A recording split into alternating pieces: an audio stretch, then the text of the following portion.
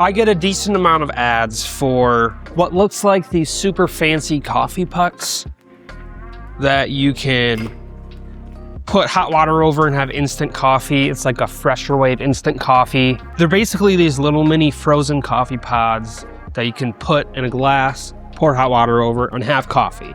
And they're marketed really well to make it seem like they're this really complicated thing, but I can't see a reason why it can't just be espresso. So we're gonna attempt to make our own, and it's really very simple. I'm just gonna brew a bunch of espresso, and then we're gonna flash chill it. So there's one done already. And then I'm just gonna keep batching these out. I think I have enough coffee to do 5 of these, which will be perfect because I think that's what my ice cube tray holds. We'll get our second brewing. We will keep our station clean. And my espresso machine is leaking water out the steam wand. I don't know what that's all about. I don't like that. So I don't quite have the equipment to flash freeze. So we're gonna do a semi-flash freeze. We're just gonna put them in an ice cube tray and freeze them. It's not gonna be flash frozen. You don't have the equipment at home to do that either, so I'm not gonna show you how to do this with equipment you don't have. Because that's what we're all about here, Battle Creek Coffee Roasters, is showing you practical tips and tricks to make better coffee at home. Another one of our tips you might have seen is rested espresso. This is a bit of a variation on that idea. But I think you can have similar use cases to rested espresso, and that being bulk making your espresso at a time, and then during the week you can pull out one of these pucks from your freezer, throw it in a mug, add hot water, get it all melted and dissolved, and you've got an Americano in like 2 seconds. It's going to be a little bit harder to take these pucks and make them into lattes, so that's the only drawback of this method, but it is going to keep your coffee a little bit fresher for longer since it is frozen versus storing it in a jar or bottle in the fridge. Getting my little dosing funnel here. It's actually very helpful, although I screwed up my weight, so. I feel like I'm getting into a rhythm the more I'm making this espresso. It's kind of fun. Makes me want a real coffee shop, but those are expensive. I'm dumb, the steam wand was on, that's why it was leaking water. All right, one more. All right. Last shot of espresso, ready to go.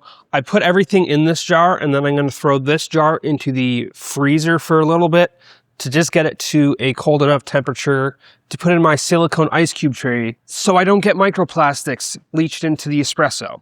See you in a second. Okay, I'm back. It's not completely cold, but cold enough to put in our silicone ice cube tray. And I'm just gonna do a visual guesswork, divide it into fifths since that's how much espresso we did. You could get super technical and measure this out, but I think we can do it visually. Okay, that one's a little less. But you know what, maybe I should eat my words, measure this out before. But I've got my 5 cubes, 1 for each espresso that I pulled. I'll just throw this in the freezer. All right, I've got my frozen coffee cubes. Let's put this to a test. The idea is pretty simple. Just throw it in a mug or a glass and then pour hot water on it. And I'm just going to be very particular about hitting the cube with water so it melts fast. That should be about good.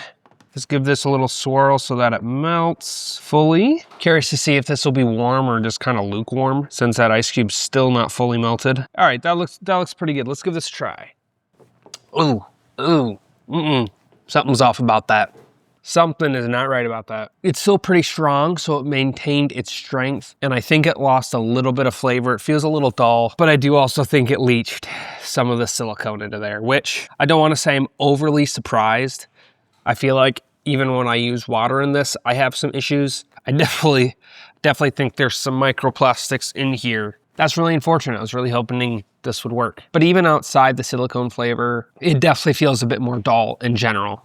So I think I'm gonna have to give this a fail, which is very unfortunate. I was really hopeful for this one. But if you have ideas on how to make this work, drop it in the comments below. I feel like the method is here and maybe the equipment isn't. I don't know if using a plastic tray would be better or glass would probably be ideal, but I don't know how you do that in an ice cube tray. So yeah, I feel like if you find the right equipment and the right process, this could work. So definitely let me know if you have any comments or ideas below.